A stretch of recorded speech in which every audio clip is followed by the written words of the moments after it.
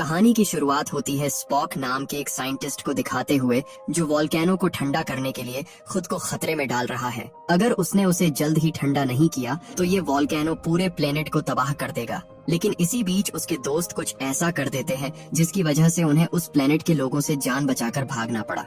उनके कैप्टन ने गलती से उन लोगों की एक पवित्र चीज चोरी कर ली, जिसके बाद उनका पूरा कबीला भाला और जहरीले तीर लेकर उनके पीछे पड़ गया। जेम्स उन लोगों से बचकर भाग ही रहा था कि तभी रास्ते में उसे एक एलियन मिला, जिसे खतरा समझकर जेम्स उसे तुरंत मार देता है। पर उसे मारकर जेम्स ने बहुत बड़ी गलती कर दी थी, क्योंकि वही उन्हें यहाँ से बाहर निकालने वाला था। उधर स्पॉक ने देखा कि इस वोल्केनो को फटने से रोका नहीं जा सकता, यानी इस प्लेनेट का विनाश तय था। वो सब वापस जाने लगते हैं, पर तभी वोल्केनो की गर्मी से उनकी शिप से जुड़ी रस्सी टूट जाती है और स्पॉक सीधा उस वोल्केनो में गिर जाता है। अब स्पॉक का मरना तय था, पर स्पॉक अपनी मौत को जाया नहीं जाने दे सकता था। उसके पास अभी भी इस प्लेनेट को बचाने का एक मौका था। वो कहता है, मैंने कोल्ड फ्यूजन डिवाइस शुरू कर दिया है, काउंटडाउन खत्म होते ही ये वोल्केनो शांत हो जाएगा। उधर जेम्स उन लोगों से बचता हुआ उस प्लेनेट के समुद्र में कूद जाता है। वहाँ के खतरनाक जीवों से बचते हुए वो तैरकर अपनी शिप पर वापस लौट आया, लेकिन उनका एक साथी अभी भी वोल्केनो में फंसा हुआ था। जेम्स कहता है, स्पॉक को बीम की मदद से शिप में टेलीपोर्ट कर लो, लेकिन चीफ इंजीनियर उसे बताता है पानी में रहते हुए उसे टेलीपोर्ट करना नामुमकिन है। ऐसा करने के लिए हमें शिप को पानी से बाहर निकालना होगा। स्पॉक कहता है कि अगर तुम लोग मुझे बचाने के लिए बाहर आए तो इस प्लेनेट के लोगों को हमारे अस्तित्व का पता चल जाएगा, जो कि नियमों के सख्त खिलाफ है। पर जेम्स अपने दोस्त को बचाने के लिए किसी भी हद तक जाने को तैयार था। उसे टेलीपोर्ट करने से पहले जेम्स अपनी असिस्टेंट से पूछता है कि स्पॉक अगर मेरी जगह होता तो वो क्या करता, जिस पर असिस्टेंट उसे कहता है कि वो आपको मरने देता। उसके मुंह से ये जवाब सुनकर जेम्स सोच में पड़ जाता है। पर तभी उस वोल्केनो में एक जोरदार धमाका हुआ, जिससे उसमें से लावा निकलकर बाहर गिरने लगा। स्पॉक नियमों को मानने के लिए मरने तक को तैयार था, पर उस डिवाइस के एक्टिवेट होने से पहले ही वो वापस अपनी शिप में टेलीपोर्ट हो जाता है, क्योंकि जेम्स ने रूल्स तोड़कर स्पेसशिप को पानी से बाहर निकाल लिया था। स्पॉक कहता है, तुमने ऐसा क्यों किया? तुम्हें मुझे मरने देना चाहिए था। पर जेम्स बोला, इसमें इतनी घबराने की क्या बात है? हमने एक छोटा सा रूल ही तो तोड़ा है। हालांकि ये छोटी सी बात नहीं थी। उस प्लेनेट के लोगों ने उनकी शिप को देख लिया था और अब वो उसे ही अपना नया भगवान मानकर उसकी पूजा करने लगते हैं, जो उनकी आने वाली पीढ़ियों को हमेशा के लिए बदल कर रख देगा।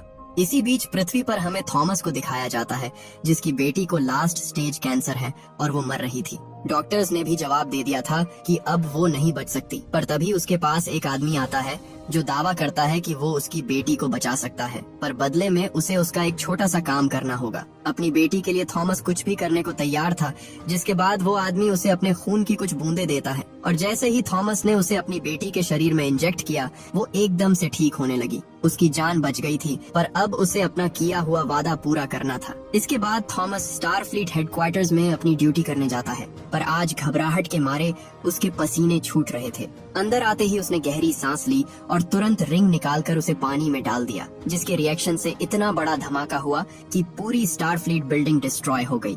उधर जेम्स और स्पॉक को कैप्टन अपने पास बुलाते हैं। जेम्स को लगा जरूर उसने कुछ अच्छा किया होगा, इसलिए कैप्टन उसकी तारीफ करना चाह रहे होंगे, पर असल में होता इसका उल्टा है। उन्हें पता चल गया कि जेम्स ने अपनी रिपोर्ट में झूठ बोला है। रिपोर्ट में इस बात का तो जिक्र ही नहीं था कि उन्होंने इतनी बड़ी स्पेसशिप को ऐसे लोगों को दिखा दिया जिन्होंने अभी तक एक मामूली पहिए की भी खोज नहीं की। जेम्स को पता चला कि ये बात स्पॉक ने उन्हें बताई थी, जबकि उसने उसे साफ साफ ऐसा करने से मना किया था। स्पॉक भी क्या करता, उसकी स्पीशीज में किसी को झूठ बोलना आता ही नहीं था। पाइक कहते हैं, मिस्टर जेम्स, क्या आप जानते हैं कि आप अव्वल दर्जे के बेवकूफ हैं? बताओ इस मिशन से तुमने क्या सीखा और तुम्हारी क्या गलती थी? जिस पर जेम्स मजाक में बोला कि यही कि स्पॉक भरोसे लायक नहीं है। हालांकि कैप्टन उसके इस तरह के मजाकिया बर्ताव से बिल्कुल खुश नहीं होते। जेम्स को इस बात का घमंड था कि जब से वो कैप्टन बना है तब से उसकी वजह से किसी की जान नहीं गई। पाइक कहते हैं कि तुम्हें लगता है कि तुम सबसे ऊपर हो और जब चाहे तब रूल्स तोड़ सकते हो, पर ऐसा नहीं है।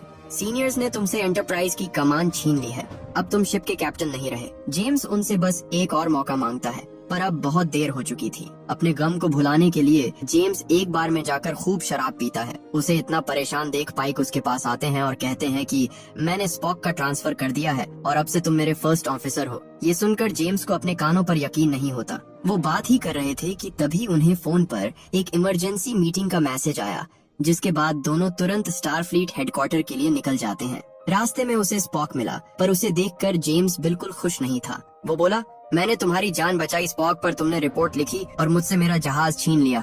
मैं जानता हूँ कि तुम वल्कन्स कभी रूल्स नहीं तोड़ते और ना कभी झूठ बोलते हो, पर मेरा ज़मीर कहता है कि अगर कोई तुम्हारी जान बचाए तो उसे धोखा नहीं देते। इसके बाद सब मीटिंग के लिए इकट्ठा होते हैं।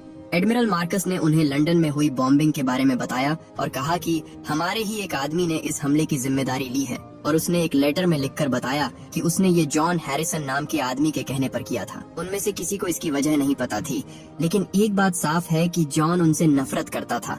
मार्कस कहते हैं कि ये शख्स अभी भी पृथ्वी पर ही है और किसी भी हालत में यहाँ से बचकर जाना नहीं चाहिए। हालांकि जेम्स ने जब हमले की फुटेज देखी तो उसे उसमें कुछ अजीब लगा। वो बोला, जॉन अगर फेडरेशन से इतनी ही नफरत करता है तो भला ऐसी जगह हमला क्यों करेगा जहां हमारे इतने कम लोग मौजूद हों। लेकिन तभी उसे एहसास हुआ कि ये उसकी एक चाल है। जॉन जानता था कि अगर ऐसा कोई हमला हुआ तो फेडरेशन के सारे बड़े ऑफिसर्स ठीक इसी जगह पर इकट्ठा होंगे, पर वो उन्हें आगाह कर पाता उससे पहले ही वहाँ धमाका हुआ और कई लोग मारे गए। बचे हुए लोगों पर जॉन फायर करता है, जिसमें से एक गोली कैप्टन पाइक को लग गई। जेम्स ने तुरंत उस पर हमला किया, पर उसकी शिप पर गोलियों का कोई असर नहीं होता, जिसके बाद उसने एक हॉज पाइप उसकी शिप के प्रोपेलर में फेंक दिया, जिससे इंजन में ब्लास्ट हुआ और शिप क्रैश करने लगा। हालांकि इस क्रैश में जॉन को कुछ नहीं होता, क्योंकि उसने समय रहते खुद को वहाँ से टेलीपोर्ट कर लिया था। उधर कैप्टन पाइक स्पॉक के हाथों में अपनी आखिरी सांस ले रहे थे, और जब तक जेम्स वापस लौटा तब तक वो इस दुनिया से जा चुके थे। जेम्स उनकी मौत से गहरे सदमे में चला जाता है, क्योंकि उनके अलावा उसका इस दुनिया में कोई नहीं था। वो हर हाल में उनके कातिल से बदला लेना चाहता था, पर उसे पता चला कि जॉन ऐसी जगह निकल गया है जहां वो तो क्या फेडरेशन का कोई अफसर नहीं जा सकता। जेम्स एडमिरल मार्कस से रिक्वेस्ट करता है कि वो उसे कैप्टन बना दे और उसे जॉन के पीछे जाने के ऑर्डर्स दे, पर ये इतना आसान नहीं था। क्रोनोस प्लेनेट पर खतरनाक लोग रहते थे। अगर उन्होंने पहले हमला किया तो दोनों प्लैनेट्स के बीच जंग छिड़ जाएगी। जेम्स बोला, इसीलिए तो जॉन वहाँ जाकर छुप कर बैठा है। उसे लगता है कि हम हमला नहीं कर सकते, लेकिन ऐसा नहीं है। फेडरेशन के हाथ बंधे हुए हैं, मेरे नहीं। प्लीज मुझे ऑर्डर्स दीजिए। जिसके बाद मार्कस मान जाता है। उसने हमले के लिए उसे कुछ लॉन्ग टॉर्पिडोज दिए, जिसे क्रोनोस प्लैनेट के हाईटेक रेडार भी डिटेक्ट नहीं कर सकते थे।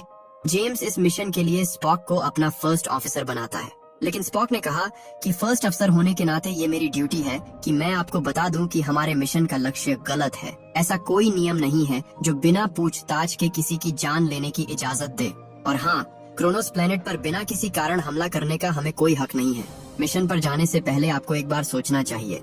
इसी बीच वहाँ एनी नाम की साइंस ऑफिसर आई, जो इस मिशन में उनके साथ चलने वाली थी। स्पॉक कहता है कि मेरे होते हुए साइंस अफसर की क्या जरूरत, पर जेम्स को लगा कि स्पॉक उसे नियमों का हवाला देकर रोकने की कोशिश जरूर करेगा, इसलिए उसने बैकअप के लिए एनी को भी साथ ले जाने का फैसला किया।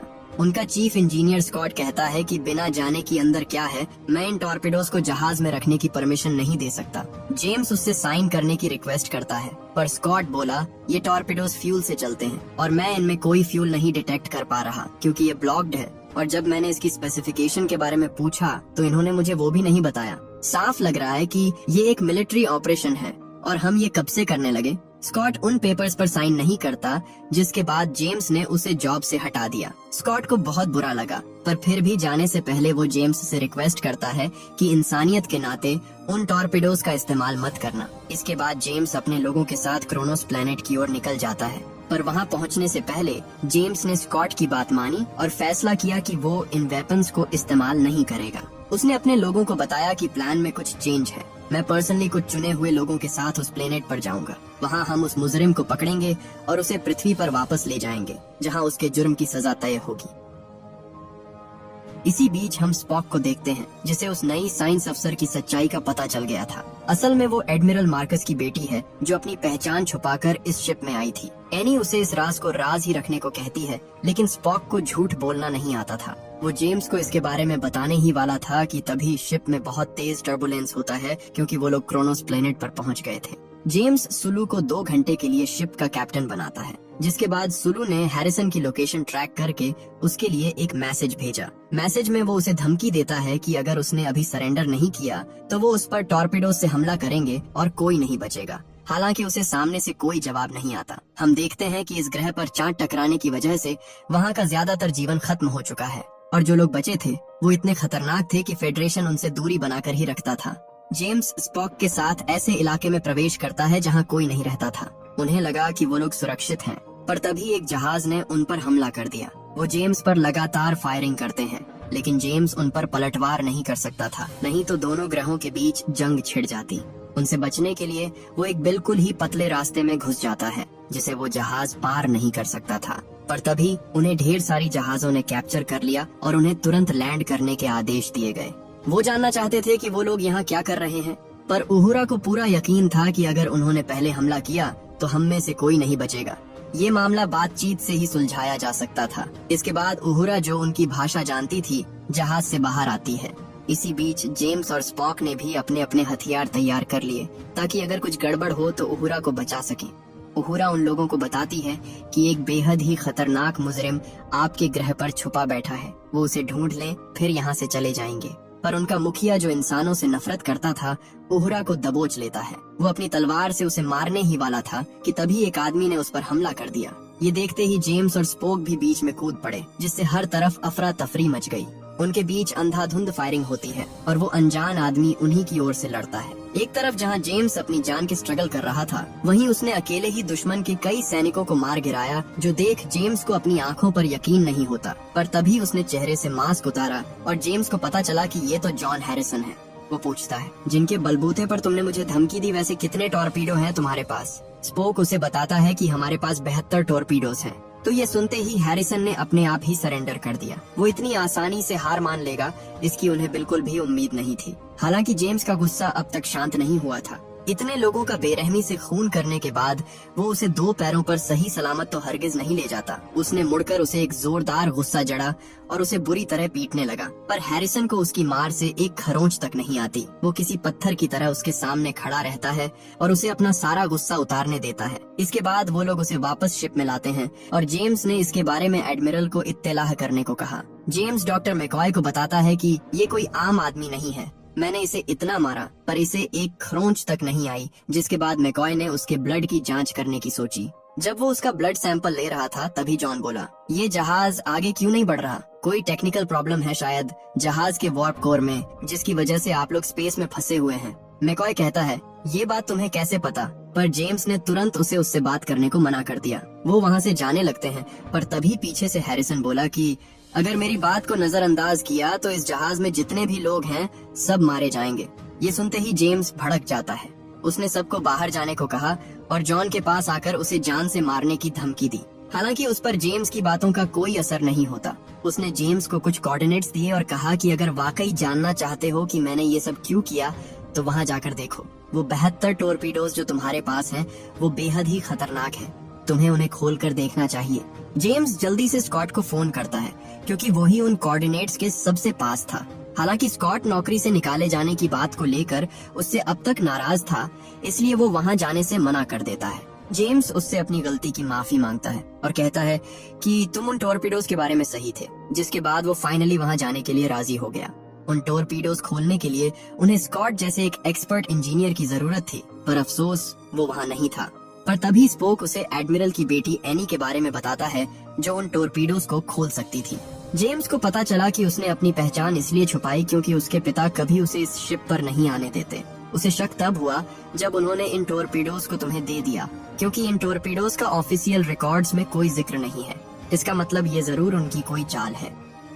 इसके बाद एनी डॉक्टर मैकॉय के साथ एक वीरान प्लेनेट पर जाती है, ताकि अगर उस टॉर्पीडो को खोलते वक्त वो एक्टिवेट भी हो जाए तो किसी को कोई नुकसान ना पहुंचे। उसे खोलने के लिए उन्हें बड़े ध्यान से एक वायर को काटना था, पर मैकॉय ने जैसे ही उस वायर को काटा, उसका हाथ उस टॉर्पीडो में फंस जाता है। उनके ऐसा करने से टॉर्पीडो एक्टिवेट हो गया और अगले 30 सेकंड्स में कभी भी फट सकता था। जेम्स उन दोनों को तुरंत शिप पर बीम करने को कहता है, लेकिन उनका ट्रांसपोर्टर टॉर्पीडो और उनमें फर्क नहीं कर पा रहा था। अगर उन्होंने बीम किया तो उन दोनों के साथ टॉर्पीडो भी शिप में बीम हो जाएगा। मैकॉय एनी को अपनी जान बचाने को कहता है, पर एनी उसे इस हालत में छोड़कर नहीं जाती और उस टॉर्पीडो को समय रहते डीएक्टिवेट कर देती है। उनकी जान तो बच गई, पर उन्होंने उस टॉर्पीडो के अंदर जो पाया उसे देखकर उनके पैरों तले जमीन खिसक गई। उसमें उन्हें एक इंसान मिला जिसे क्रायो ट्यूब में डालकर वहाँ छुपाया गया था। इसके बाद उसे वापस शिप पर लाया जाता है। मैकॉय कहता है, ये जिंदा है, लेकिन अगर प्रॉपर सीक्वेंसिंग के बगैर इसे होश में लाने की कोशिश की तो ये मर सकता है। और सबसे चौंकाने वाली बात ये है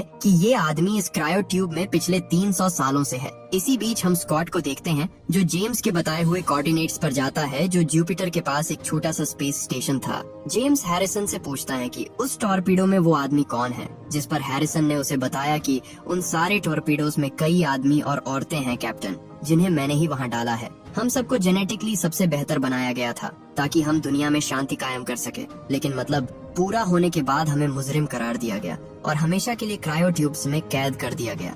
कई सालों तक हम सोते रहे इस उम्मीद में कि जब जागेंगे तो सब बदल जाएगा, पर फेडरेशन के लोग अंतरिक्ष में पता नहीं क्या ढूंढ रहे थे कि उन्हें मेरा शिप मिला और मुझ अकेले को होश में लाया गया। जेम्स को पता चला उसका असली नाम खान है। उसे फिर से जिंदा करने के बाद एडमिरल मार्कस ने उसकी झूठी आइडेंटिटी बनाई और अपने निजी फायदे के लिए उसे इस्तेमाल किया। उसी ने फेडरेशन के सारे एडवांस्ड वेपन्स को डिजाइन किया है। खान उसे बताता है कि मार्कस के हाथ मासूमों के खून से रंगे हुए हैं।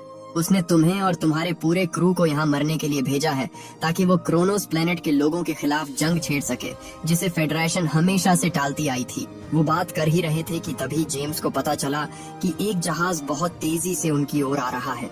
उसने देखा कि ये तो एडमिरल मार्कस है। मार्कस कहता है कि मैंने तुम्हें उसे मारने के लिए भेजा था, न कि कस्टडी में लेने के लिए। उसे जल्दी से हमारे हवाले कर दो, हम उसे देख लेंगे। पर तभी सुलू उसे बताता है कि कैप्टन वो लोग हमारी शिप को स्कैन कर रहे हैं। मार्कस समझ गया था कि उन्होंने खान से बात की है और उसने उन्हें सब कुछ बता दिया होगा। वो कहता है, तुम्हें क्या लगता है खान अमन का रखवाला है? वो तुम्हें गुमराह कर रहा है। सालों पहले उसे उसके गुनाहों के लिए मौत की सजा मिली थी। जेम्स बोला, ठीक है सर, मैं अभी उसे ट्रांसपोर्टर रूम में लेकर जाता हूँ। लेकिन जैसे ही कम्युनिकेशन बंद हुआ, जेम्स तुरंत अपने लोगों को कहता है कि शील्ड बिल्कुल भी नीचे मत करना, वरना वो हम पर हमला कर देगा। मार्कस ने उनका कम्युनिकेशन ब्लॉक कर दिया था, जिस वजह से वो अर्थ से कांटेक्ट नहीं कर पाते। जेम्स ने हैरिसन को मार्कस को ना सौंप कर उसे अर्थ पर ले जाने की सोची, जिसके बाद वो एडमिरल को इन्फॉर्म किए बिना ही अर्थ की ओर रवाना हो जाते हैं। खान कहता है, अगर तुम्हें लगता है कि तुम सुरक्षित हो तो तुम गलत हो, और उसके इतना कहते ही मार्कस ने उनकी शिप पर हमला कर दिया। इस हमले में जेम्स के कई लोग स्पेस में गिरकर मारे जाते हैं और उनका शिप पृथ्वी से अब भी 2.5 लाख किलोमीटर दूर था। मार्कस उनकी क्रू समेत पूरी शिप को उड़ाने ही वाला था कि तभी उसे पता चला कि उसकी बेटी भी उस शिप पर मौजूद है, जिसके बाद उसने तुरंत हमला रोक दिया। एनी कहती है कि मैं जानती हूँ कि आपसे गलती हुई है और आप उस गलती को सुधारने के लिए किसी भी हद तक जा सकते हैं, पर अगर आप वाकई हमला करना चाहते हैं तो आपको मुझे भी इस जहाज के साथ मारना होगा। उन्हें लगा मार्कस अपनी बेटी की जान बचाने के लिए उन पर हमला नहीं करेगा, पर वो उनसे 2 कदम आगे की सोचता था। वो हमला करने से पहले एनी को अपनी शिप पर बीम कर लेता है। मार्कस कहता है कि जेम्स, तुमने मेरे ऑर्डर्स को तोड़ा है और अब तुम हमारे मुजरिम खान को पनाह दे रहे हो, इसीलिए मैं तुम्हें गद्दार घोषित करता हूँ। अब मेरे पास तुम्हें और तुम्हारे जहाज को खत्म करने के अलावा और कोई चारा नहीं है। वो उन्हें लेजर से उड़ाने ही वाला था कि तभी जेम्स ने उससे रहम की भीख मांगी। वो कहता है, जो भी हुआ मैं उसकी पूरी जिम्मेदारी लेता हूँ, आप जो कहेंगे मैं वो करूँगा, बस मेरे क्रू को छोड़ दीजिए। मार्कस बोला, कोशिश अच्छी थी जेम्स, पर सच कहूँ तो तुम्हें और तुम्हारे क्रू को मरने के लिए ही भेजा था। उसने उन्हें खत्म करने के ऑर्डर्स दिए और उसकी शिप की ओर निशाना साधा गया। जेम्स अपने लोगों से अपनी बेवकूफी के लिए माफी मांगता है कि वो उनकी चाल में फंस गया, पर वो समझते थे कि इसमें उसकी कोई गलती नहीं थी। वो हमला करने ही वाला था कि तभी कुछ ऐसा होता है जिसकी किसी को उम्मीद नहीं थी। मार्कस के सारे वेपन्स अचानक से बंद पड़ जाते हैं और ये सब स्कॉट ने किया था। खान के दिए हुए कोऑर्डिनेट्स पर उसे मार्कस का शिप मिला था, जिसमें वो बिना सोचे समझे चढ़ गया और अब वो यहाँ था।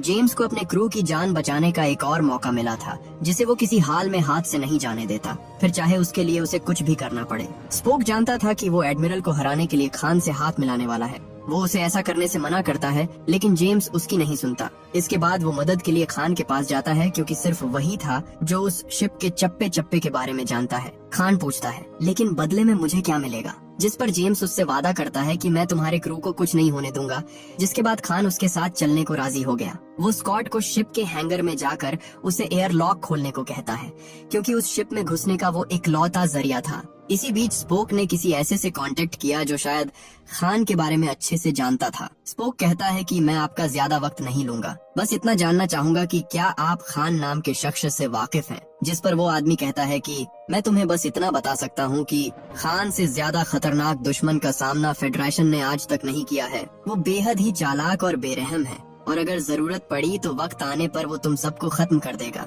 स्पोक ने पूछा, क्या आपने उसे कभी हराया? जिस पर उन्होंने कहा, हाँ, लेकिन उसकी हमें बहुत बड़ी कीमत चुकानी पड़ी। उधर जब स्कॉट एयरलॉक के पास पहुंचा तो उसने देखा कि दरवाजा बहुत छोटा था, उसमें से होते हुए अंदर घुसना नामुमकिन है। खान और स्कॉट स्पेस जंप के लिए खुद को तैयार करते हैं और जैसे ही एयरलॉक खुला, दोनों गोली की रफ्तार से मार्कस की शिप की ओर आने लगे। उनके रास्ते में ढेर सारा मलबा पड़ा हुआ था, जिससे टकराने से उनकी बॉडी के परखच्चे उड़ सकते थे। एक छोटा सा कंकड़ जेम्स के हेलमेट से टकरा गया, जिससे उसके वाइजर में दरार आ जाती है। इसी बीच खान भी एक बड़े मलबे से टकरा गया और अपना रास्ता भटक कर दूर चला गया। डिस्प्ले खराब होने की वजह से जेम्स को अपने आगे का कुछ नहीं दिखाई दे रहा था, पर तभी खान वापस लौट आया। उसका डिस्प्ले बिल्कुल सही काम कर रहा था, जिसके बाद जेम्स उसके पीछे आने लगा। वो लोग शिप पर पहुंचने ही वाले थे, पर स्कॉट ने अब तक एयरलॉक नहीं ओपन किया था। वो लिवर खींचने ही वाला था कि तभी एक गार्ड ने उसे पकड़ लिया। स्कॉट उसे बातों में उलझाए रखता है और उसे जैसे ही सिग्नल मिला, उसने लिवर खींच दिया, जिससे वो गार्ड स्पेस में चला गया। एयरलॉक बंद होने से पहले खान और जेम्स शिप के अंदर घुस जाते हैं और अब उन्हें मार्कस को ढूंढना था। वो आगे बढ़ते रहते हैं और रास्ते में जो भी आया उसे खान ने मारकर ठिकाने लगा दिया।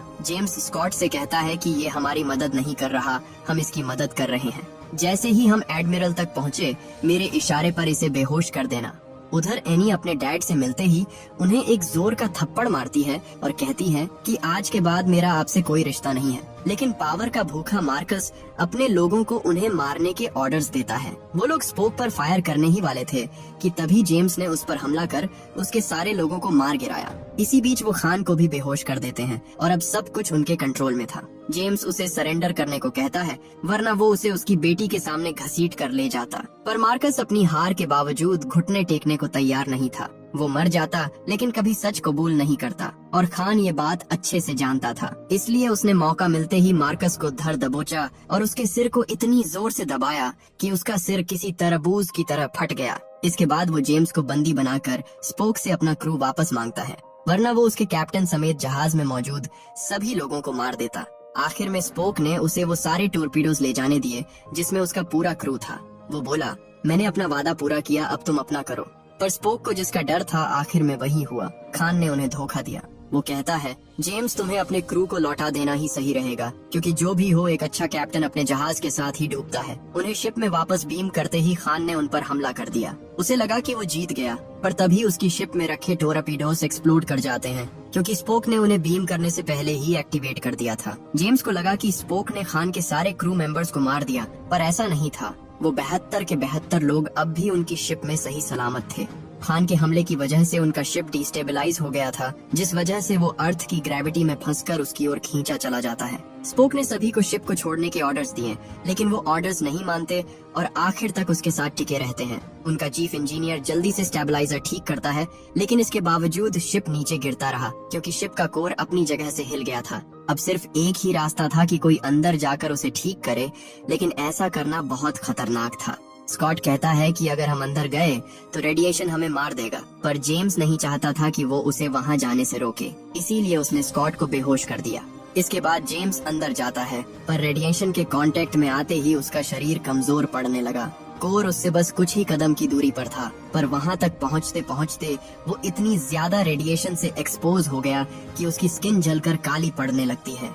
किसी तरह वो कोर तक पहुंचा और उसे लात मारकर ठीक करने की कोशिश करने लगा, पर इसमें बहुत ज्यादा ताकत लग रही थी। जेम्स ने उसे ठीक तो कर दिया, पर इससे होने वाला एनर्जी ब्लास्ट उसे उठाकर दूर फेंक देता है। इसी बीच उनका शिप अर्थ के एटमॉस्फेयर में दाखिल हो जाता है। वो बहुत तेजी से नीचे गिर रहे थे, पर इससे पहले वो सीधा जमीन से टकराता जहाज के थ्रस्टर्स अपने आप चालू हो जाते हैं। जेम्स ने अपने पूरे क्रू की जान बचा ली थी, पर अफसोस वो अपनी खुद की जान नहीं बचा सका। स्पोक दौड़कर उसके पास आता है और स्कॉट को उसे बाहर निकालने को कहता है, पर ऐसा करने से रेडिएशन पूरी शिप में फैल सकता था। जेम्स कहता है, मुझे डर लग रहा है, स्पोक मेरी मदद करो। स्पोक अपने दोस्त को अपनी आंखों के सामने मरते हुए देखता है और उसे बचाने के लिए कुछ नहीं कर पाता। इसी बीच हम खान को देखते हैं, जिसकी शिप क्रैश होकर नीचे गिर रही थी, पर खान ने जानबूझकर उसे स्टारफ्लीट हेडक्वार्टर्स की तरफ मोड़ दिया ताकि ज्यादा से ज्यादा लोग मरे, और ऐसा होता भी है। उसका जहाज वहाँ बहुत ज्यादा तबाही मचाता है, पर सबसे हैरानी की बात ये थी कि इतने बड़े क्रैश में भी खान जिंदा बच गया। स्पोक अपने दोस्त की मौत से गहरे सदमे में था। उसने जिंदगी में कभी गुस्सा नहीं किया, लेकिन आज उसकी नशों में गुस्से का सैलाब उमड़ रहा था। उसने साफ कहा कि कोई भी खान के पीछे नहीं जाएगा, क्योंकि वो उसे खुद अपने हाथों से मारना चाहता था। खान अपनी पूरी ताकत लगाकर वहाँ से भागने की कोशिश करता है, लेकिन स्पोक इतनी आसानी से उसका पीछा नहीं छोड़ता। उधर जेम्स की डेड बॉडी को बाहर निकाला जाता है। सब उसकी मौत का शोक मना ही रहे थे कि तभी मैकॉय की नजर टेबल पर रखे खरगोश पर पड़ती है, जो जिंदा हो गया था। यानी उसकी थ्योरी एकदम सही थी, खान के ब्लड से किसी को भी जिंदा किया जा सकता था। उन्होंने जल्दी से जेम्स को क्रायोट्यूब में डाला और स्पोक को बताया कि हमें खान को जिंदा पकड़ना है, पर उसकी आवाज स्पोक तक नहीं पहुंचती। उधर बदले की आग में पागल हो चुका स्पोक खान को जिंदा पकड़ने का ख्याल उसके दिमाग से पूरी तरह निकल चुका था। उन दोनों के बीच जबरदस्त फाइट होती है, लेकिन खान जो जेनेटिकली सुपीरियर था उस पर भारी पड़ता है। वो स्पॉक को जान से मारने ही वाला था कि तभी वहाँ उहुरा आ गई और उसे डिस्ट्रैक्ट कर दिया। स्पॉक मौके का फायदा उठाकर उस पर हावी हो जाता है और उसे अपना वो रूप दिखाता है जो आज से पहले किसी ने नहीं देखा था। पर जैसे ही वो उसे मारने वाला था, उहुरा उसे बताती है कि जेम्स को बचाने के लिए हमें इसकी जरूरत है। जिसके बाद स्पॉक अपने गुस्से पर काबू पाते हुए खान को जिंदा पकड़ लेता है। इसके 2 हफ्ते बाद हम जेम्स को देखते हैं, जो अब पूरी तरह से ठीक हो चुका था। मैकॉय उसे बताता है कि मैंने खान के ब्लड से एक ऐसी दवा बनाई है जिससे मरे हुए सेल्स को दोबारा जिंदा किया जा सकता है, और तुम्हें जानकर खुशी होगी कि मेरे पहले ह्यूमन टेस्ट सब्जेक्ट तुम हो। खान को उन लोगों ने वहीं भेज दिया जहां से वो आया था, और शायद वो फिर कभी वापस न लौटे। इसके बाद सब उन लोगों के सम्मान में इकट्ठा होते हैं जिन्होंने खान के हमले में अपनी जानें गंवाई थी। जेम्स को उसके कैप्टन की पोस्ट वापस दे दी जाती है और वो अब एक नए सफर पर जाने वाले थे, जिसमें वो नई सभ्यताओं की खोज करेंगे। इसी के साथ ये मूवी यहीं खत्म हो जाती है। उम्मीद करता हूँ कि ये कहानी आपको पसंद आई होगी। Thank you for watching.